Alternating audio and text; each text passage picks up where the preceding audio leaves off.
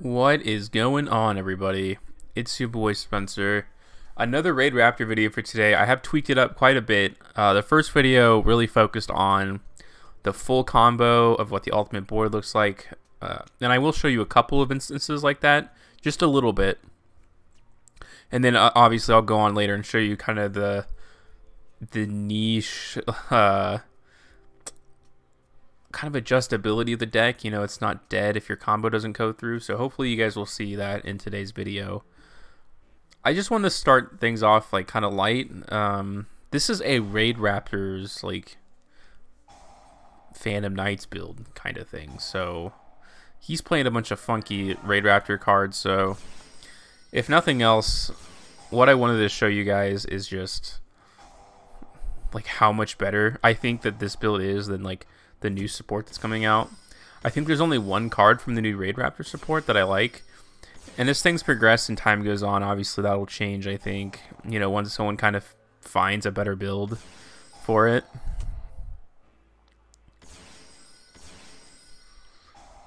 So yeah, this is the mirror match. It didn't end on the greatest thing, but still, I would say a negate plus no special summoning is not too bad. And now obviously I have another negate on the board, so definitely let's say this is pretty good. And I added Tornado Dragon, especially because, you know, the statue does, restrict you in a way, like on your turn to finally like kill off your opponent. But you know, if you're playing Tornado Dragons, obviously win, so you can do that and then continue the combo. So I thought that was a pretty good. And yeah, this is what I think of the new Raidraptor support so far. When someone successfully finds a way to combine Phantom Knights and Raidraptors, like Konami wants us to, then, you know, sure. Here is Abyss Actors, and I was actually just talking about Abyss Actors in my comment section. I was saying that I think Pendulum support is fine, like overall, as long as it's not general Pendulum support, because we've seen what that could do. No, you know, like Abyss Actors have their own Link 1, which is good for their archetype. But it keeps them in Abyss Actors, which is the good thing.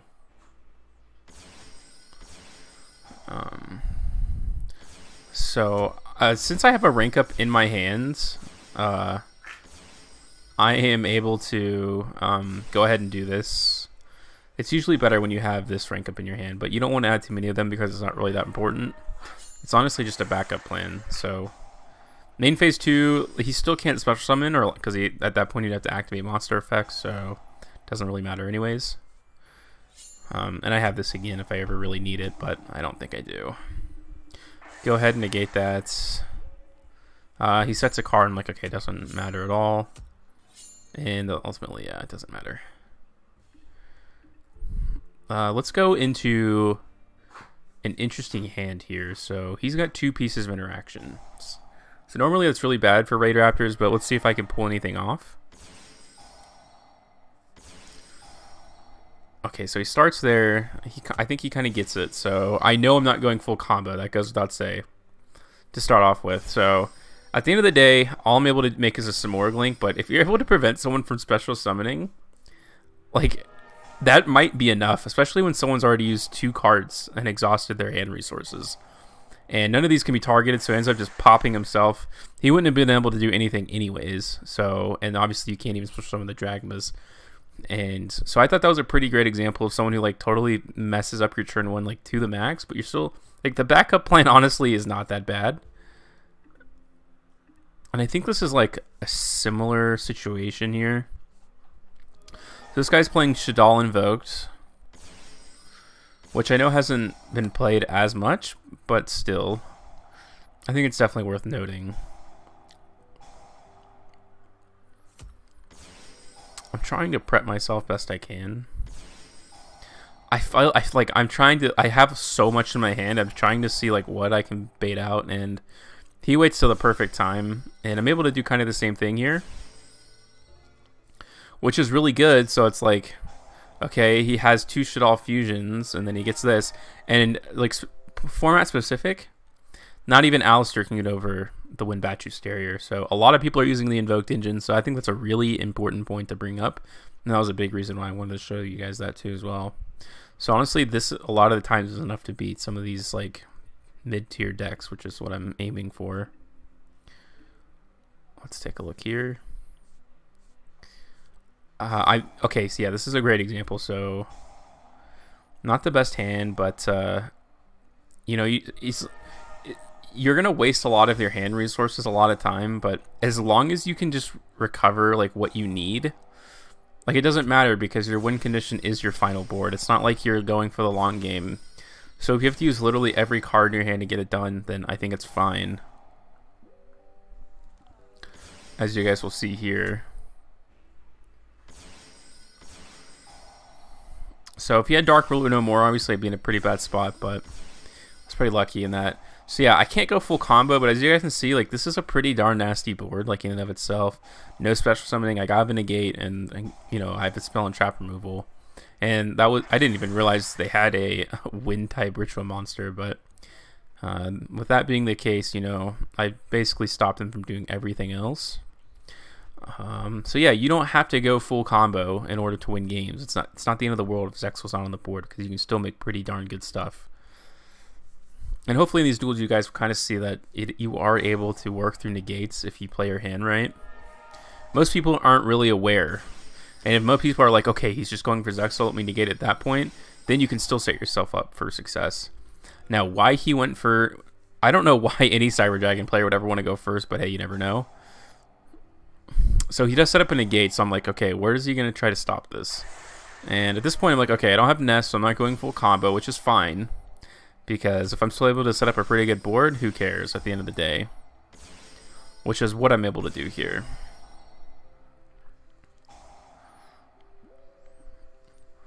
I go for the Smorg Link, and I'm like, okay, let me see. I know I'm getting the Winbatu Stereo, which is great.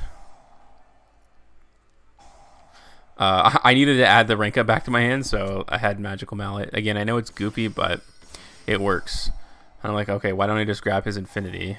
I kind of misplayed it, like, at the end of the day, so I should have gone Infinity in the first place, but I didn't. But in the end, it doesn't really matter, especially now, because I feel really confident with, like, there's just no way. Especially after I scoop up his Infinity. That was basically his win condition at that point in the game. I know what Core can do, so I might as well negate that, and I'm like, he's probably done at that point. Especially because he can't even special summon his Cyber Dragon. Here is a competitive Dino deck from what I can understand. It's a dinosaur combo. You guys will see the Needle Fibers, you know, your Mecha Phantom Beast, Abyss, so King of All Calamities.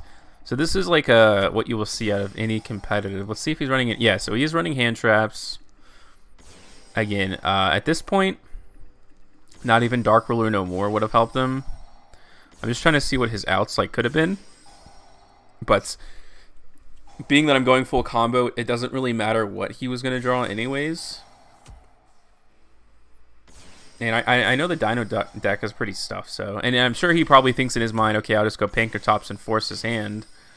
But let's see if it's enough. The Winbatu Stereo, most of the time, it is enough. I go ahead and negate that, and I pop whatever that is. So he won't even be able to go into Ultimate Conductor Tyranno anyways. So that was against a competitive, and that wasn't even full combo, which I think you guys will probably enjoy seeing that. Here's Dragma, and I know it's everybody's, you know, a big thing right now. So he sets one, passes, and you'll see I run into a pretty unique situation that I was not expecting. In my mind, I'm like, GG, no re, or whatever people say. I'm like, okay, he just sets one, let's get out of here. Might as well make full combo just in case, who knows. Honestly, I should have been playing around Nibiru. Like, I'm not even playing a great game, but, you know, I go ahead and go for Infinity. I'm looking to end this, like, right now.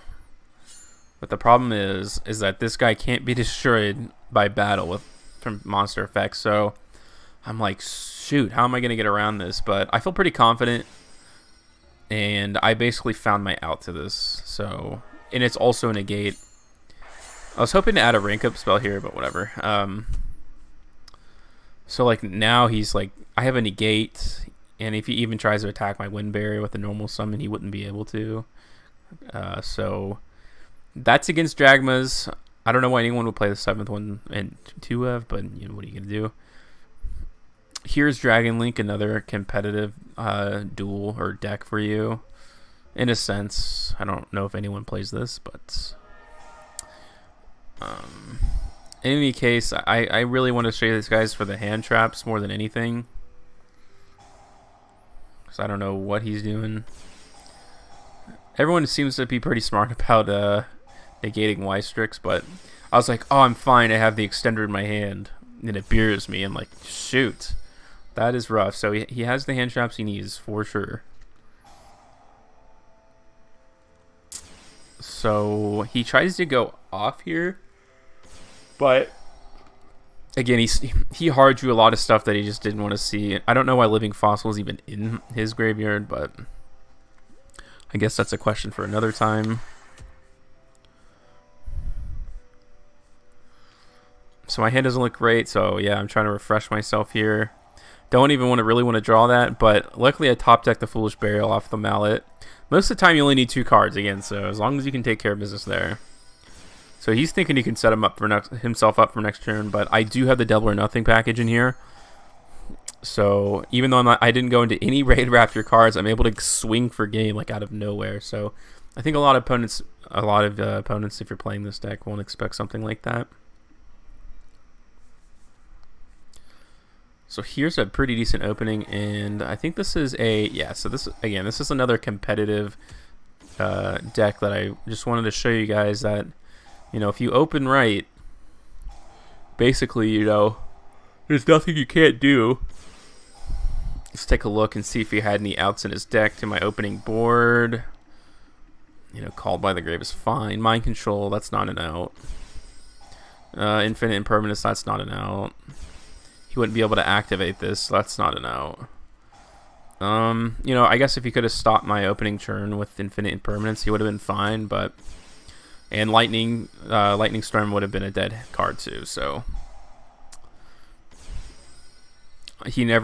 Honestly, he just never had a chance, and this is, you know, what we would consider competitive. He knows that afterwards, you know, he still can't activate card effects, even though he gets over the special summoning requirement. And then obviously I would have special summoned the bird from deck for the extra negate. Here is a pretty decent duel against Sky Strikers. Again, another kind of double negate situation, because it's not always going to be perfect. And considering that he ashes us, I'm like, ooh, that's not great. If I was going second, I had the Double or Nothing package, but let me see what I can do. So I basically banish like one of the key combo pieces, but at this point I'm like, I'm pretty desperate. I still don't even know what he's playing at that point, and then I find out he's playing Sky Strikers, so it's not perfect. He gets his Afterburners, which is great. Plays it. Things aren't great, but he did use a ton of his resources, and I know like his other card in his hand because he's terraforming, I think. Yeah, so I already knew it was in his already in his hand. I drew a brick again, but I don't want to fire off a lure. I don't feel that desperate yet because I kind of know how Sky Strikers go. He goes to Shuku, obviously, to grab his multi-roll. So I'm like, okay, that's fine. I have multiple of those in this deck, so let me see if I draw something else, which I do. So at this point, I'm just trying to bait out any of the negates that he possibly has. And I can't wait for Raider's Wing to come out. It's not actually even that relevant in this duel, but yeah, I think this is a good one-of to have in the deck for sure, to keep extending your combos if you get Infinite Impermanence or something like that.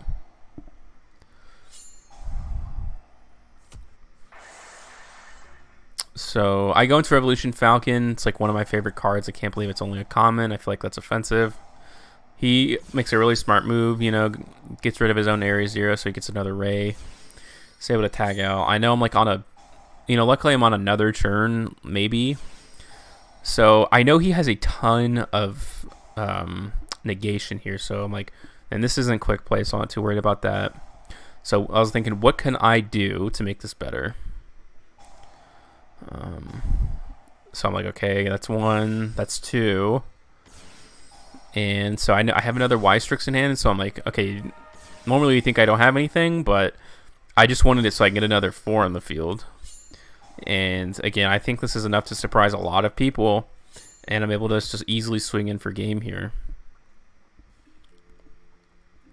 Here are tunes. I don't know, I just feel like it's obligatory for me to play tunes because people are playing them so much. And again, it's just not the best opening at all, so it's going to happen, guys. I would say 60% of the time you're going to open with what you want, but for 40% of the time it's going to be tough, which I guess is the case for any deck not named Adamanticators. Because I would say even Invoked Eldritch sometimes kind of has those bricks. I try to get rid of that Toon Kingdom because I know he doesn't have another copy, obviously. He has a ton of hand traps, so I think that's what people who are playing tunes are really going for right now. I'm like, okay, I wouldn't even be able to survive, so... And most of the tunes can't be summoned the first turn. Doesn't even have Toon World. I'm like, maybe I can protect myself. I don't know, because this is tunes, but again, unless he gets BLS on the field, there's nothing you can do about it. So, I'm going here. I'm trying to just blow out his back row. I guess technically a beta 1, which is cool, but... it's really... Smart of him not to set his evenly matched, for sure. But he got rid of one of his Toon Page, which I think is a really big deal. So I'm hoping to go for game. I won't be able to use my Nest, which is not great, but I get the Wind Barrier statue. So I'm like, okay, he definitely... Tunes are all special summoning, basically. So I feel pretty comfortable about that. He goes for Ash Blossom, and then immediately goes for the evenly matched, which isn't fantastic, but I'm like, okay, he might be able to special summon, but at least I have a negate, so as long as Toon World doesn't hit the field, I'm fine. And I know how that goes. I know he doesn't have Toon Kingdom in his hand, otherwise he would have played it before.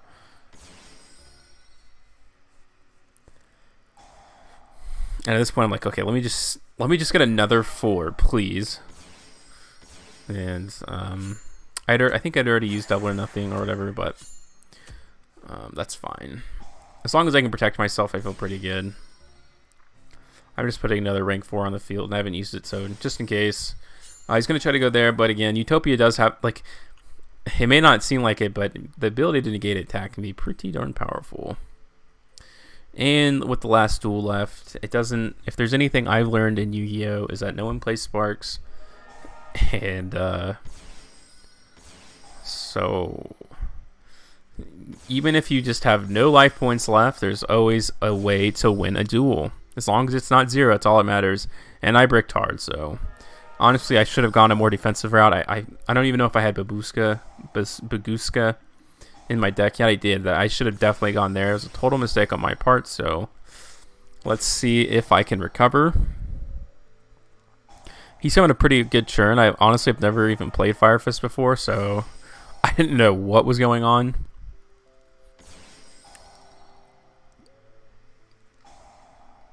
So he's able to assemble a pretty good board. I think the problem with Fire Fist, at least from what I can tell, is that their attack is just so low. Like, they just... I feel like they have a hard time getting over monsters, but... So, like, you see this board and you're like, okay, this is definitely an OTK. But then it's like, okay, these monsters only have like 1,000 attack. I get my Y-Strix back, which is cool. That has negation built in, so I'm like, okay, let me get rid of that. I should have just gone for a game here. But I was like, let me use Utopia Prime. Then I realized that he can just use that, which is really unfortunate for me. So I'm like sitting here with 11 life, or 10 life points left. I'm like, what am I going to do? But I'm like, these are all fire. Like, there's no way he has a wind monster. And I at least survive one more turn after he bounces over it. So I don't know why he did that. That was really silly. So he's trying to recover his resources a little bit, but I feel like he kind of hurt himself more than he should have. And now I have my negation on the board, which I think is a really big deal. I was like, let me just get rid of these real quick. Let's see what's going on here. And I'm able to go into another rank 4. And it's obviously Tornado Dragon. I don't know what he has. It always seems to be called by the grave for me, but At this point, I feel like super comfortable having that negate on board, and also the the Tornado Dragon. I can get rid of his field spell in an instance, and without drawing a monster, that's it. So, yes, you can win a duel with 10 life points. It's very possible. That's going to do it for today's video, guys. Hopefully you enjoyed a little more Raidraptors and maybe some different stuff that you didn't know the deck could do before. If you liked the video, please give me a thumbs up and a like, and subscribe to the channel if you want to see more stuff just like this. See you next time, guys.